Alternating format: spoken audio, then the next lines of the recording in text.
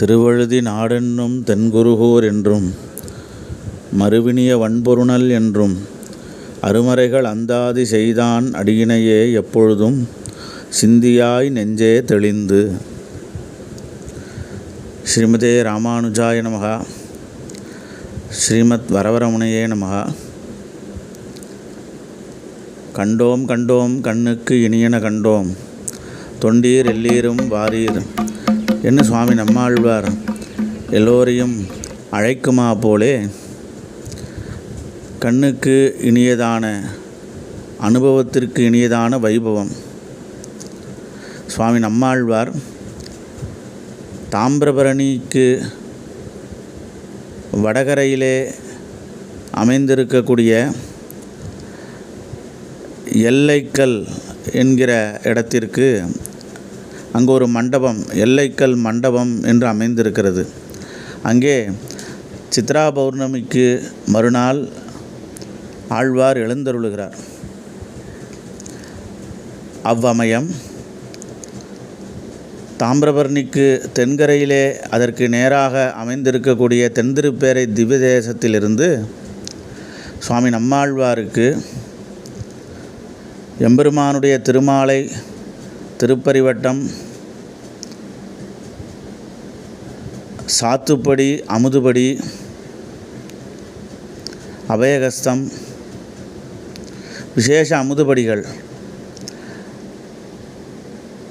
புளியோதரை எண்ணெய்,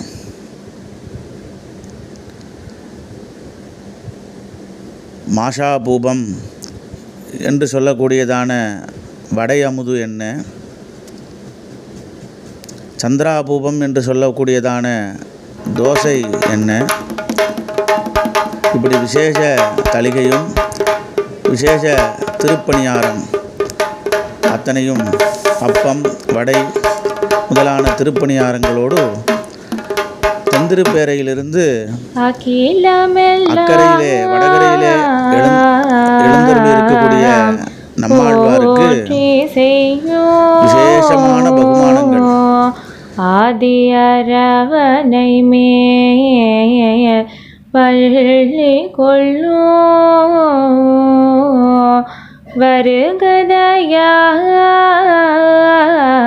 வருகதையாய் சரக்கு கப்பல்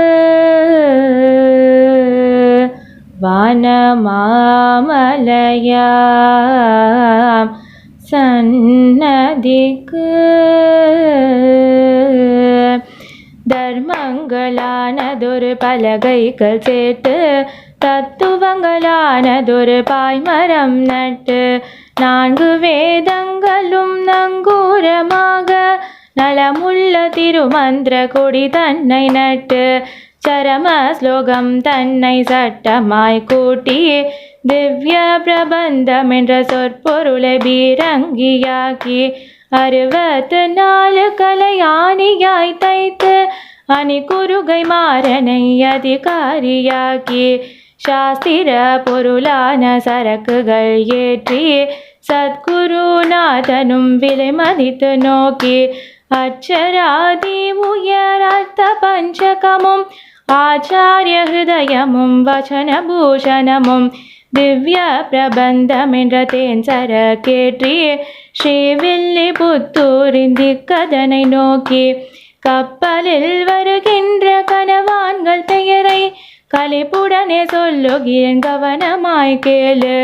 மகிழ்மாறன் மதுர கவி மழிசையற்பான மங்கை மன்னன் பொய்கை பூதம் பெயாழ்வார் பக்தர் அடிப்பொடி பட்டர் பிரான் கோதை பாகவதர்கள் நிறைந்த கோஷ்டிகள் சேவை ஸ்ரீதேவி பூதேவி நிலதேவியுடனே ஸ்ரீரங்கநாதனும் நாச்சிமாருடனே அந்தணர்கள் பல ஜெய ஜெய எனவே ஆனந்த கப்பலில் சேனேசருடனே ஆலவந்த நாத முனி அண்ணனே திராசன் மணவாள மாமுனி வனமாமலை சுவாமி கோஷையுடன் நம்பெல்லை கூட்டமாய் கூடி குருகூஷட கோபன் பிரபந்தங்களை பாடி ஆலவந்த நாத முனி அண்ணனே திராசன் மணவாள மாமுனி வனமாமலை சுவாமி கோஷ்டியுடன் நம்பிள்ளை கூட்டமாய் கூடி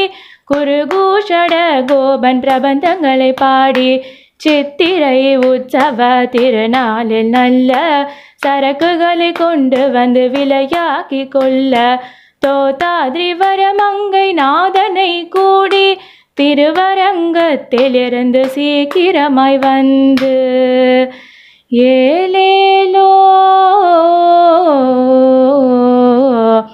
கோவில் அர்ச்சக சுவாமிகள், கைங்கரியபரர்கள்,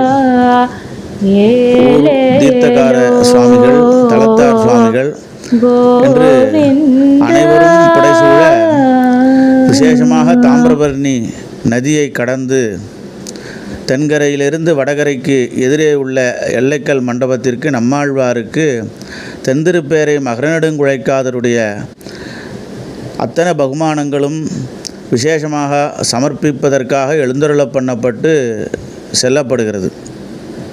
தாமிரபரணி நதியை கடந்து மிகவும் சிரமப்பட்டு அந்த ஒத்தையடை பாதை வழியாகவும் நீரிலே நடந்தும் நதியை கடந்து அக்கறைக்கு சென்று பெருமாளுடைய தென்திருப்பேரை பெருமாளுடைய பகுமானங்களை சுவாமி நம்மாழ்வாருக்கு சமர்ப்பிக்க ஆழ்வாரும் அரையர் சுவாமிகளுடைய தேவகானத்தோடும் ஆழ்வார் திருநகரியைச் சேர்ந்த ஆச்சாரிய புருஷ சுவாமிகள், ஜீயர் சுவாமி, தலத்தார், தீர்த்தகாரர்கள், கைங்கரியபரர்கள், அர்ச்சக சுவாமிகள் புடைசூழ ஆழ்வார் எழுந்தருளி இருக்க அரையர் சுவாமிகளுடைய தேவகானத்தோடு ஆச்சரியமாக அந்த தென்திருப்பேரை பெருமாளுடைய அத்தனை பகுமானங்களையும் சுவாமி நம்மாழ்வார் அந்த எல்லைக்கல் மண்டபத்திலே தானும் பேருகப்போடு ஏற்றுக்கொள்ளுகிறார்.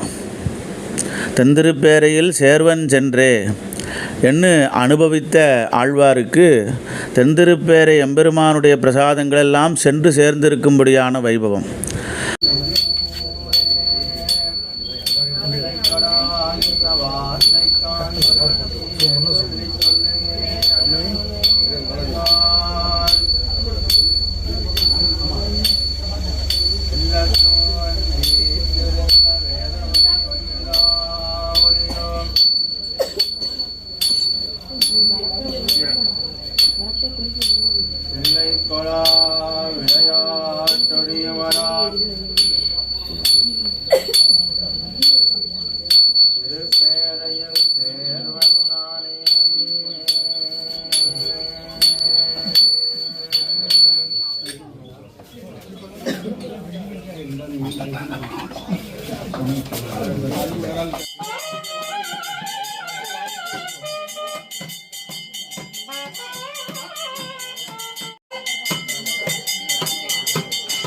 அங்கே ஒரு எல்லைக்கல்லானது அமைந்திருக்கிறது.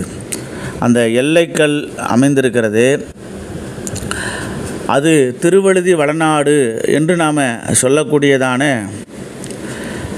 ஆழ்வார் திருநகரி நவதிருப்பதியை சுற்றி இருக்கக்கூடிய பகுதி திருவழுதி வளநாடு என்று சொல்லப்படுகிறது. பண்டைய நாகரீகத்தினுடைய ஒரு கலாச்சாரத்தினுடைய ஒரு மையப்பகுதியாக, பண்டைய பாண்டிய நாட்டினுடைய கலாச்சாரத்தினுடைய ஒரு மையப்பகுதியாக அமைந்திருக்கக்கூடியது திருவழுதி வளநாடு. அந்த திருவழுதி வளநாட்டிற்கு சுவாமி நம்மாழ்வாருடைய திருவம்சத்தவர்கள்தான் அரசர்களாக ஆண்டு வந்தார்கள். ஆகையினால இவர் ஆழ்வார் அந்த அரசரானபடியினாலே திருவழுதி வளநாட்டிற்கு ராஜாவானபடியினாலே தன்னுடைய எல்லையை அளப்பதற்காக அந்த எல்லைக்கல்லுக்கு எழுந்தருளுகிறார்.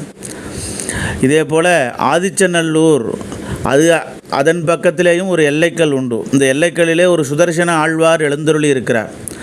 சுதர்சன ஆழ்வான் தானே நமக்கு ரக்ஷை. நமக்கு எது ரக்ஷைன்னா சக்கரத்தாழ்வார் தான் ரக்ஷை. ஆக இந்த திருவழுதி வளநாட்டிற்கு ரக்ஷையாக அந்த எல்லைக்கல்லிலே சுதர்சன ஆழ்வான் எழுந்தருளி இருக்கிறார். அந்த சக்கரத்தாழ்வாருக்கு விசேஷமாக சந்தனக்காப்பு முதலான வைபவங்களெல்லாம் சமர்ப்பிக்கப்பட்டு அவருக்கு விசேஷமாக திருவாராதனங்கள் எல்லாம் அவ்விடத்திலே நடைபெற்று ஆழ்வார் தன்னுடைய எல்லையை அளந்து இது நம் திருவழுதி வளநாடு என்று ஸ்தாபிக்கிறார் என்கிறதான ஐதீகமாக அமைந்திருக்கிறது. நாகரிகத்தின் தொட்டிலாக இருக்கக்கூடிய திருவழுதி வளநாடு நம்மாழ்வாருடைய எல்லைக்கு உட்பட்ட பகுதி. அந்த எல்லைகளுக்கு சுவாமி நம்மாழ்வார் வருடம் எழுந்தருளி தன்னுடைய எல்லையை பார்த்து ஸ்தாபித்து நிர்தாரணம் பண்ணும்படியான வைபவம். அதிலே தென்திருப்பேரை எம்பெருமானுடைய பகுமானங்களையெல்லாம் ஆனந்தமாக ஆழ்வார் ஏற்றுக்கொள்ளும்படியான வைபவம் என்ன, இவைகளை நாம் கண்டு சேவித்தோம். எல்லோரும் ஆழ்வாருடைய திருவருளுக்கும் மகனெடுங்குழைக்காதருடைய திருவருளுக்கும் பாத்திரபூதர்களாக ஆக வேணும் என்று பிரார்த்தித்து கொண்டு அமைகிறேன். ஸ்ரீமதே ராமானுஜாய நமக. ஸ்ரீமத் வரவரமணியே நமக. ஆழ்வார் சேவைக்கு ஈடுண்டோ, ஆழ்வார் சேவைக்கு ஈடுண்டோ, நம் ஆழ்வார் சேவைக்கு ஈடுண்டோ, திருக்குறுகை ஆழ்வார் சேவைக்கு ஈடுண்டோ,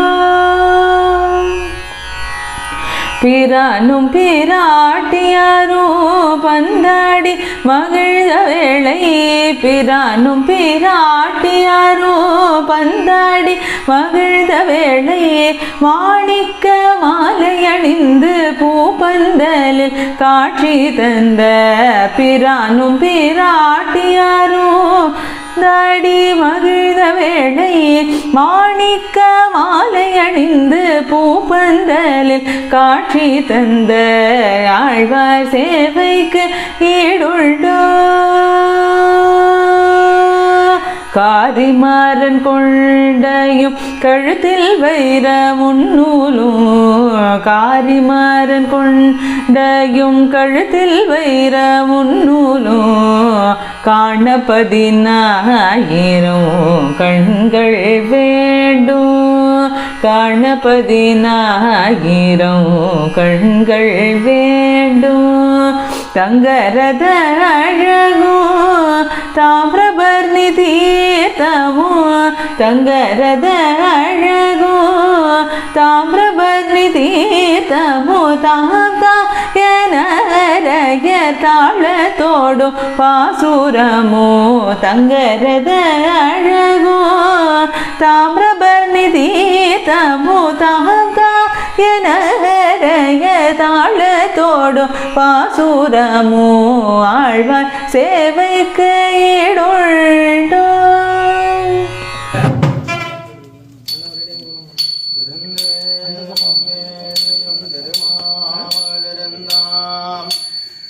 மலிந்திருந்த வாழ் பொருணல் வடகரைவன் தொலைவில் மங்களம் கருந்தரங்கண்ணி கைதொழுது அந்நாள் தொடங்கி இந்நாள் துறம் இருந்திருந்த அரவிந்த லோச்சனா என்னே நைந்திரங்குமே.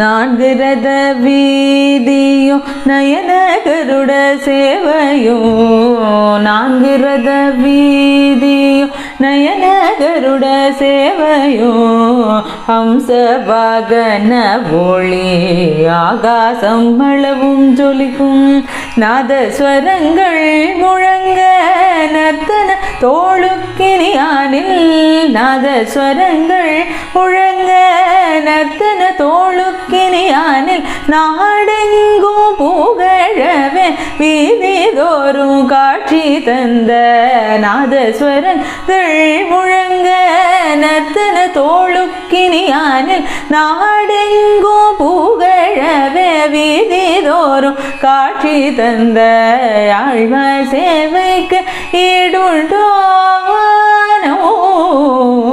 ஆழ்வார் சேவைக்கு ஈடுண்டோ, திருக்குறுகை ஆழ்வார் சேவைக்கு ஈடுண்டோ.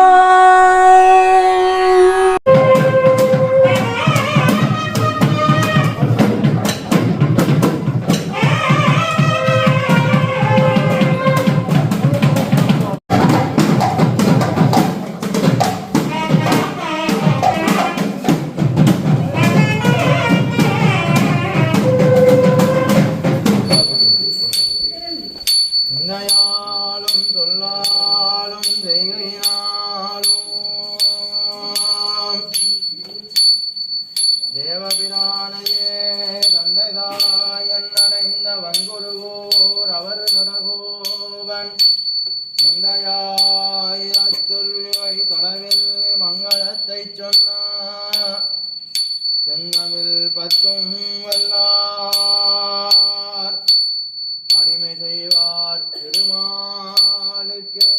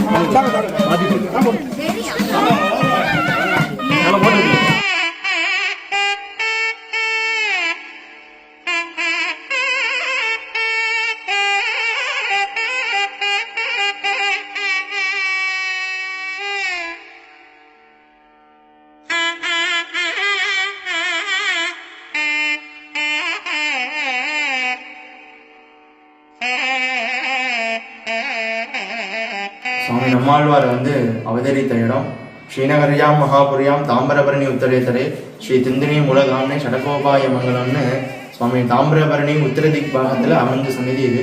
அதனால் திருவேங்கடத்தப்பன்னு சுவாமியோட பெருமாளோட திருநாமம், உடையநங்கை தாயார், செங்கமலொளி தாயார்னு 2 தேவிமாரோட திருநாமம். இதில் என்ன விசேஷம் கேட்டால்னா நம்மாழ்வார் திரு அவதரித்த இடம் இதுதான். இந்த இடத்துல சேவிச்சுக்கலாம். இந்த வருஷத்தில் 3 தடவை சுவாமி நம்மாழ்வார் இங்கே இருந்தார். மாசி, சித்திர, வைகாசி. மாசி சாத்துமரம் சொல்லக்கூடிய வைபவத்தப்போ தொலைவில்லி மங்கலம் காத்துமறை கேளும்போது இங்கே ஏறிட்டு போகிறார். அதுக்கப்புறம் இப்போ சித்ராபுரமிக்கு மறுநாள், அப்புறம் வைகாசி 8வது வருஷம் இந்த இடத்துல அவதாரத்தில் ஏறி சங்கப்பாலம் ஆகுது. தான் இந்த இடத்துல ரொம்ப விசேஷம். அப்புறம் பெருமாள் திருவோணம் பங்குனி திருவோணம் பெருமாள் திருநட்சத்திரம். 5 நாள் பிரம்மோத்சவம் மிக்க நடக்கும். 3ஆம் நாள் கிரட சேவை, காலையில் திருக்கல்யாணோத்சவம் நடக்கும். நம்மாழ்வார் அச்சுதனார், அறந்தாங்கியார், செந்தாமரை கண்ணன், காரியார், பொற்காரியார், வழுதி வளநாடர், பொற்காரியார் சொல்லிட்டு பாண்டிய நாட்டோட குறுநில மன்னர்கள் அவர்கள் ஆட்சி செய்த இடம் இந்த இடம். அதில் 7வது வம்சத்தில் தான் சுவாமி நம்மாழ்வார் திருவதாரம் பண்ணுறார். இந்த நான் பெருமாள்கிட்ட போய் விண்ணப்பிக்கிறார். அதாவது இந்த உடையநங்கை தாயார் எப்படின்னா சம்பிரதாயத்துக்கும் சப்போர்ட்டிவாக இருக்கணும், அது ராஜ்ய பரிபாலனத்துக்கும் சப்போர்ட்டிவாக இருக்கணும்னு சொல்லிட்டு தான் அவங்க தேடுறா அந்த பொண்ணை காரியாருக்கு திருக்கல்யாணம் பண்ணி வைக்கிறதுக்காக. அப்படி போகும்போது இங்கே பக்கத்தில் நார்வல் பரவலில் திருவன்பரி சாரன்னு சொல்லக்கூடிய திருப்பதி சாரன்னு திவ்ய தேசத்தில் இருக்குது.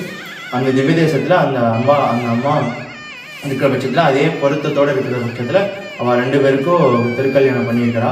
ரொம்ப வருஷ காலமாக புத்திரபாக்கியம் இல்லை. அடுத்த ராஜ்ய பரிபாலனம் பண்ணுறதுக்கு நாட்டை ஆடுறதுக்கு புத்திரபாக்கியம் இல்லையே அப்படின்னு சொல்லிட்டு மனமுருகி பெருமாள்கிட்ட வச்சுக்கிறார், சேவிக்கிறார். பெருமாள் நேராக போய் நம்பியை போய் சேவியும், நம்பியை போய் சேவிச்சா அவருக்கு உங்களுக்கு அருள் பாலிப்பான்னு சொல்கிறார். அதே மாதிரி நம்பியை போய் சேவிக்கிறார். அப்போ நாமே உங்களுக்கு குழந்தையாக பிறப்போம்னு சொல்லிட்டு வரந்துறார். வைகாசி மாதம் பௌர்ணமி திதியில் விசாக நட்சத்திரத்தில் சுவாமி நம்மாழ்வார் பிறகு கலியுகம் தொடங்கி 16ஆம் நாளில் சுவாமி நம்மாழ்வார் திருவதாரம் பண்ணுறார். அதுதான் இந்த சன்னதியோட நம்மளோட விசேஷம்.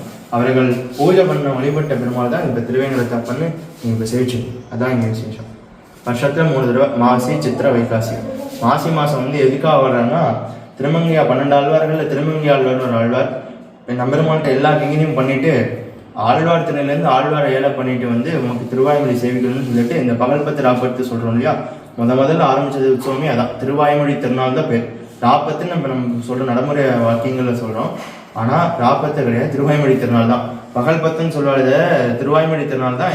அடுத்த வைகுண்ட உள்ள திருநாளை வந்து திருவாய்மொழி திருநாள் தான் பேர். அந்த 10 நாள் திருவாய்மொழி மட்டும்தான். இயற்பா வந்து தனியாக ஒரு நாள் தான் ஆகும். எல்லா திவ்ய தேசத்துலேயும் வழக்கங்கள் படி மாறும்.